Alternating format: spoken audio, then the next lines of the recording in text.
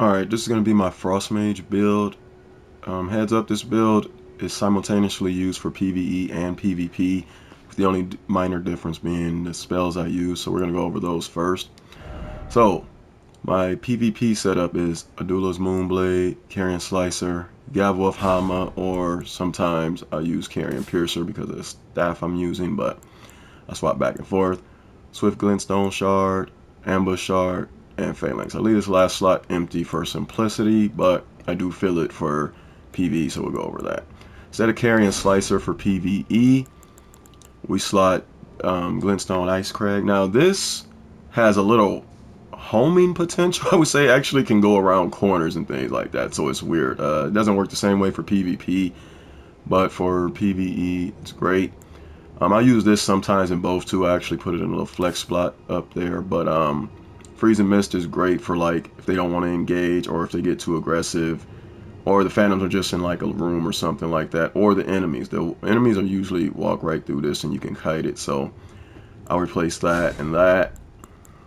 And with the last thing, I'll add this in addition. This is really good if you're surrounded. It's not really good damage wise, but it's really good at proc and frost and things like that, and it hits multiple times in it area around you. Just be aware that the radius is not that wide, but those are really the only two or three differences I should say between the spells.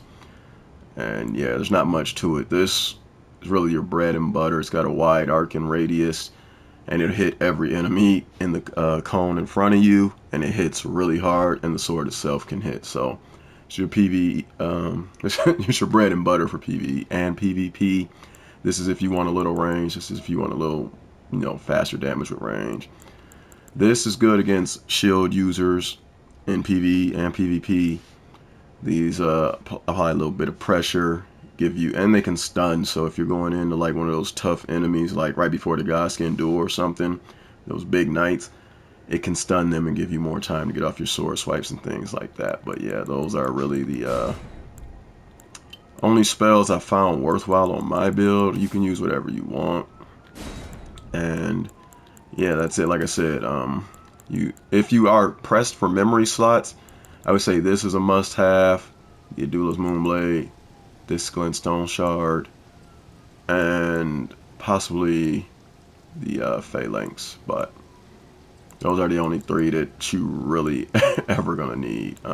If you want to keep up the frosting, then like I said, Ice Crack. But you shouldn't be pressed for memory slots. They're easy to get. Now, this build is 115 and the weapons are not maxed, so keep that in mind. Now, I'll let you know why it's 115 real quick. So, beyond meta for PvP and PvE and things like that, I picked a level that I felt was comfortable for me to get through all the content in the game, and I also picked a level that was comfortable for me to get duels with without completely getting stumped. Like, you can go against a higher level 145 and win with this build, so it's not all bad, but you can you can definitely tell the difference if somebody's bearing down on you with a lot more levels. And I picked a level that was comfortable for me to get invasions with, so that's 115. So we got 50 vigor all together with all our talismans, which we'll get into. 24 mind, comfortable with that, especially with the drinks, the flask that is. Endurance is 18. I'm comfortable with that for equip load and the ability to use all my skills. 16 in the strength. We started as a samurai, so a lot of that was inherently in there with the strength and the dex. I really don't think I built into it, but it allows a wider variety of weapons anyways for us to use, which I'll get into. 60 in intelligence.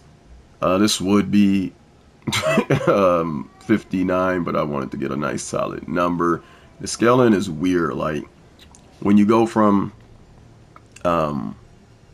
like the 50s to the 60 range is almost useless, but then when you get up in the 70s and 80s, it's actually quite potent, but we'll get into that later. Base faith, base arcane for the samurai class. Now, if you wanted to take this up to 125, I would put 10 points solidly in vigor.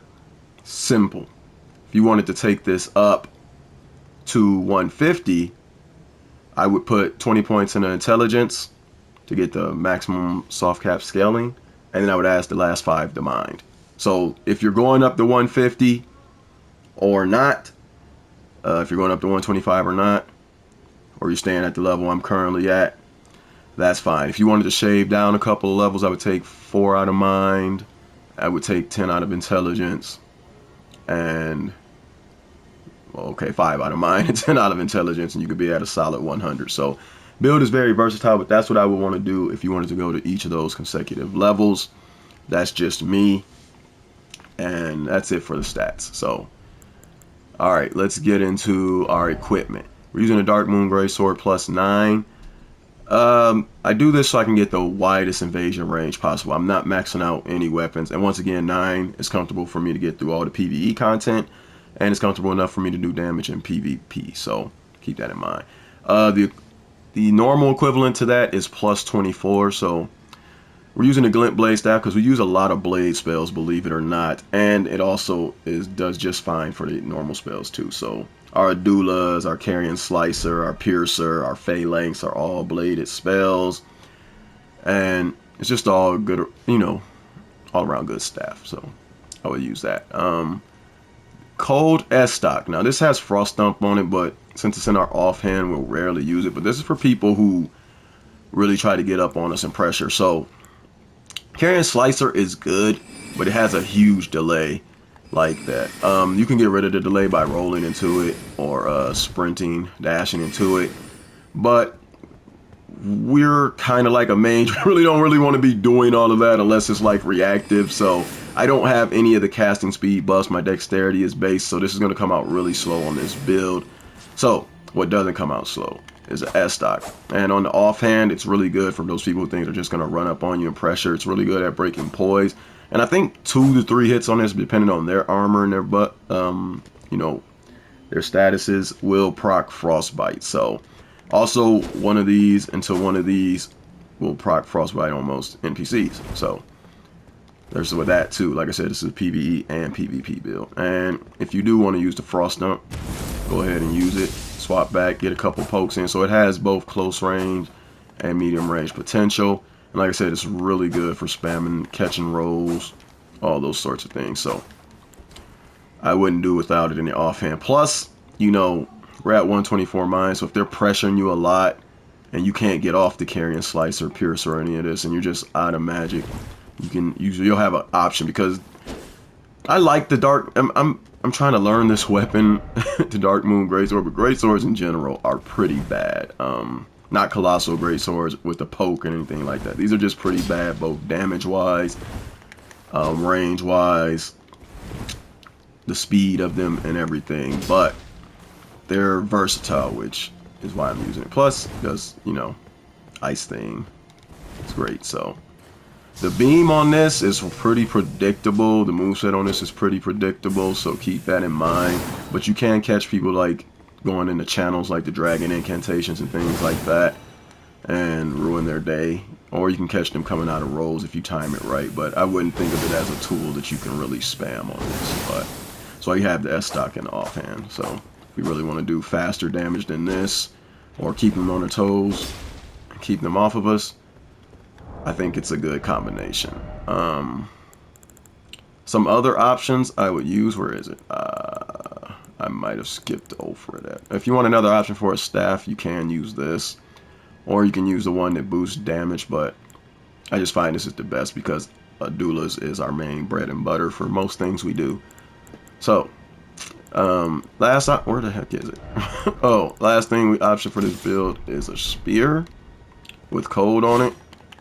Spear is really good at roll catching and keeping people at bay and at range. Now, I don't have enough freaking equipment load to equip both of these at the same time, but luckily you really don't, need to. Once I get all this crap out my inventory, we're ready to go back to our S stock pretty quickly, depending on the situation. But the spear also is cold infused, and it has sort of a bit of a different weapon art on it, so try to showcase that real quick, where it kind of like arcs through the air and it catches them. So it's actually really good tracking. I don't know why, but that thing tracks like crazy. So, and it has a great moveset, so keep that in mind. But usually we want the faster attacks of the S stock and the versatility of Frost Dump now that it's not broken beyond belief. So get into the rest of our equipment, and we'll get out of here.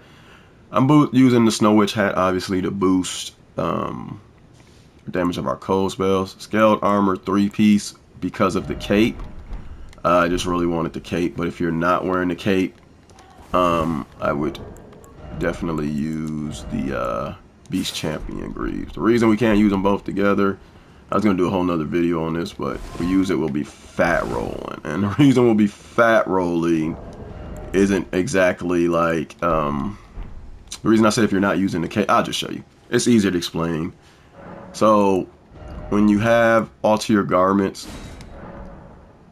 you see your defenses go up and down on some of these pieces of armor, depends. So if I add the cape, my defenses will go up, but also my equip load goes up. So you have to keep that in mind.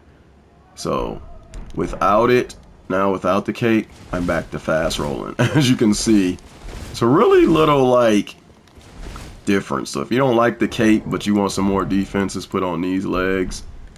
And if you do like the cape, you know, go back, alter it, put the cape on, and you're fat rolling, but put back on the scale greaves and you'll do just fine, and back to fast rolling. So I don't know why they did that. Kind of makes sense. I don't know. I don't really mind it, but just give you some alternatives on our armor. And reach a pretty decent poise. We have 50 poise right now, so it's not great, but it's not dog water either. Like, we're not getting our poise broke by a throwing dagger or anything like that. So keep that in mind. Our defenses and things are pretty nice as well. There's our attack with our sword. Oh gosh, wrong one. Haven't done this in a while actually. But it goes up to 689 with our main weapon, which is great. And our S stock is at 444 for the pokes, which is great. And it's quick to proc frostbite. So last thing we'll go over is the talismans, and I'll go ahead and get out your hair. Crimson Amber 2. HP is the most important thing. Great Arsenal's Jar, this is just to help with our equip load. Erdtree's Favor, this helps with everything. HP, stamina. The +2 is the only one I think is worth it, to be honest. It helps with everything. And this raises intelligence. This is a flex spot, especially if you go up to like 150. If you go up to like between 135 and 150, you could actually swap this out for numerous things. I don't really have a lot of talismans on me. Maybe you want more FP, and you could put the points you would spend in FP into intelligence, like I was talking about. Anything really. One of the defensive talismans, anything works. You can just swap it out mid-fight too to be better, and you'll be alright. So, last addition to this build isn't really, we'll go over this. I want to throw in these.